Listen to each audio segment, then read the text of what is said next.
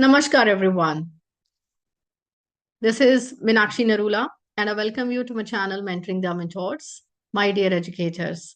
As we have been talking about Indian epistemology, we have discussed various Pramanas. And in this very video, we are going to talk about Upmana, that is comparison. In this case, the basis of our knowledge is comparison or analogy. So get set, go. So as you can see here, these are the 6 pramanas that we have discussed in our previous videos.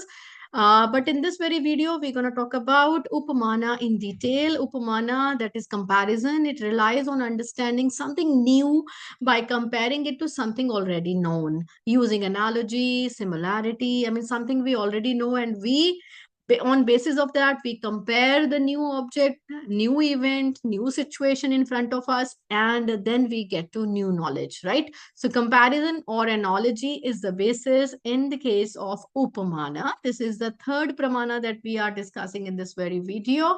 If you want to know about the other pramanas, you can watch my other previous videos. I have already shared video on Pratyaksh Praman as well as Anuman, which is perception and inference, right? So they are the 6 pramanas. So here, as we are going to discuss about Upamana, as I've already told you, we get the information based on analogy or similarity. Now, let's talk about the word Upamana. The term Upamana means comparison or analogy. Praman means the source of knowledge, the evidence which is there. So it becomes Upamana, Praman. So it refers to gaining knowledge by comparing an unknown object with the known object based on similarity. We have been you see, preparing our students for in their mental ability questions for the various analogies. See, we have been giving them now, like as hand it to glove, so foot is to sock. So accordingly, I mean, such kind of analogies we give. So the students, they compare what is known to them and they are able to apply that knowledge, and they get to know about the unknown object too.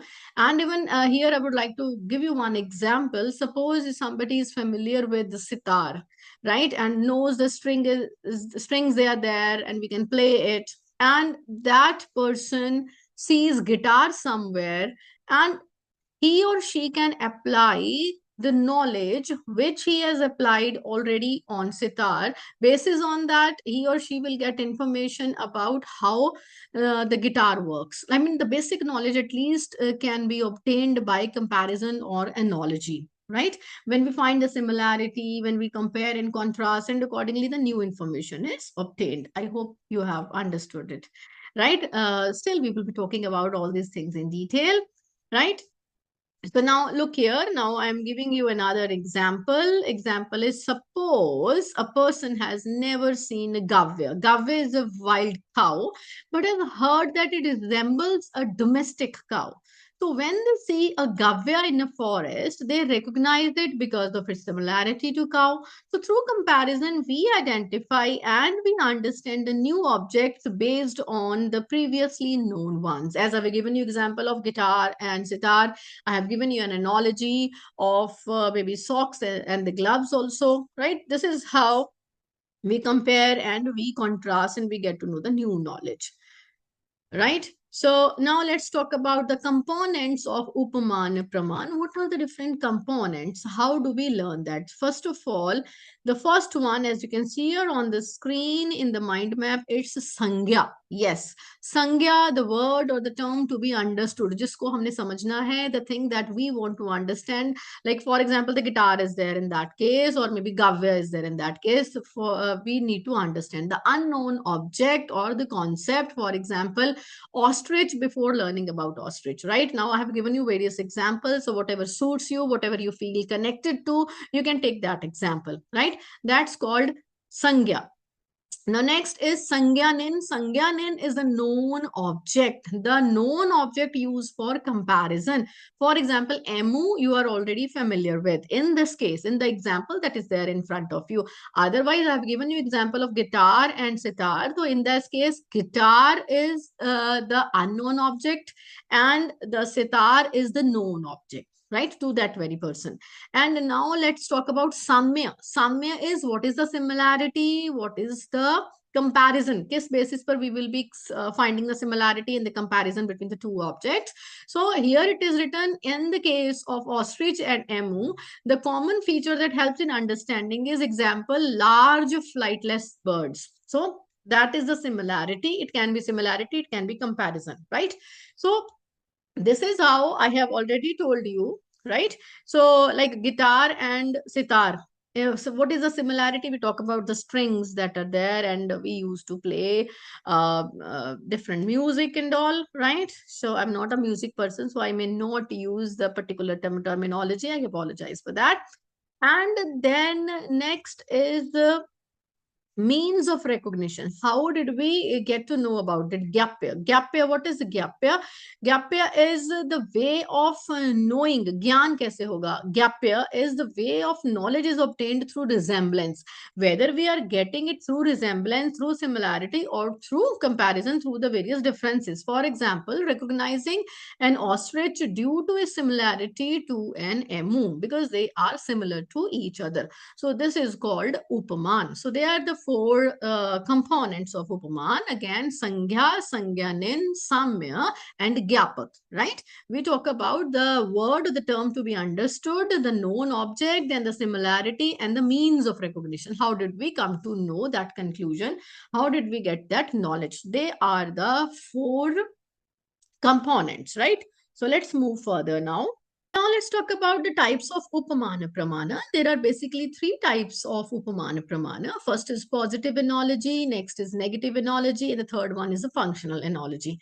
If we talk about the positive analogy, means comparison based on similarities, and the negative analogies, it highlights the differences to clarify the concepts. We look at the differences. And if we talk about the functional analogy, we compare based on the function rather than the appearance, right?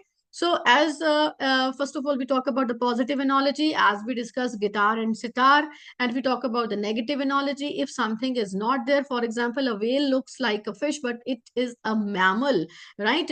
Based on certain features, when we talk about it, fish lay eggs, but whale, it gives birth to babies, right? So and then functional analogy, if we talk about comparison based on function rather than appearance, like for example, a CPU is like a human brain. We are not talking about the appearance of CPU or the brain, but we are talking about the working or the function. So these are the three types of Upamana Pramana. The role of Upamana in Indian philosophy, as we have been talking about Nyaya philosophy, Vedanta philosophy, and Buddhism, right? In Nyaya philosophy, it considered Upaman as an essential means of knowledge because it uses analogy for logical reasoning. But as per Vedanta philosophy, it uses analogies to explain the spiritual concepts. And then Buddhism, it applies analogies in debates, uses reasoning to convey philosophical ideas. Again, I must say, this part is only for those who are appearing for B.Ed, M.Ed, or NET exams. Otherwise, in general, you can skip and you can go to the next part too, right? So now let's talk about how can teachers use Upamana Pramana in the classroom. That's really very important for all of you. We can use analogies to explain the difficult topics to our students. We can first talk about the easy concepts, and then we can talk about the difficult concepts to the students. For example, teaching electricity by comparing it to the water flown in the pipes, explaining the nervous system by comparing it to the telephone network. We can use the visual aids to diagrams that show the similarity where it is not possible to show the exact replica or maybe the similarity of that.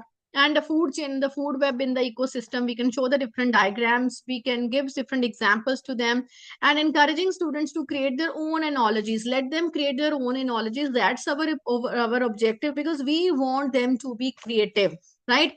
For example, the prompt is given, describe a heart in terms of something you already know. So that enhances creativity and their understanding. So they will be able to relate something to that. They'll be able to look at the processes happening in the daily life and will be able to see how the heart functions. They'll talk about the circulatory system in that terms. Next, if we talk about cross-disciplinary comparison, interdisciplinary learning that we have been talking about in our classes, relating history to modern events, right? For example, comparing ancient trade routes to the modern supply chain, we can talk about, we can compare and contrast, and so that the students will get to know the cross-disciplinary comparisons they'll be able to do relating history to the modern event, so that it becomes relevant to them. And let's take an example over here, understanding the moonlight. Instead of saying the moon has no light of its own, compare it to the mirror reflecting the sunlight. So when we compare and contrast, then we understand better. Right, isn't it? So there are obviously some limitations of Upmana Pramana too. First of all, there could be some misleading analogies, so we misinterpret. If comparisons they are inaccurate, they can create confusion. For example, saying a bat is like a bird, it can be misleading. So, and second one is not always precise. Analogies aid understanding but lack of full accuracy. So they simplify concepts, but they do not replace the exact definitions. And another one is overgeneralization, assuming two things are completely the same based on similarities. That is overgeneralization. For example, bats and the birds, they fly but belong to different classifications. So such kinds of upamana, that is comparison analogies, may lead to various misinterpretations. So they are the some limitations of it. I've already shared with you how we can use the same in our classes. That is again very important part that you should see. And let's conclude now. What is the importance of Upamana Pramana? Number one, it has the power of analogy and comparison, right? The students, they understand better. It helps in understanding new concepts, and it bridges the gap between known to unknown. There is a gap and it bridges the gap. And next, it makes abstract ideas more relatable. And it can be applied in different fields like language learning, understanding new words through similarity, and then science, explaining complex ideas through relatable comparisons, mathematics, using geometric shapes to visualize structures, and enhancing teaching and learning. Teachers use comparison to explain the different topics, and the students, they grasp concepts faster through relatable examples. So it encourages creative thinking and reasoning. So this is how it is going to be really beneficial in your classrooms. So my dear educators, do like, subscribe, and share my videos in your groups too. Don't forget to share the feedback in the comment section. I would appreciate you people sharing with me various kinds of even input, suggestions, feedback. Everybody have a nice day.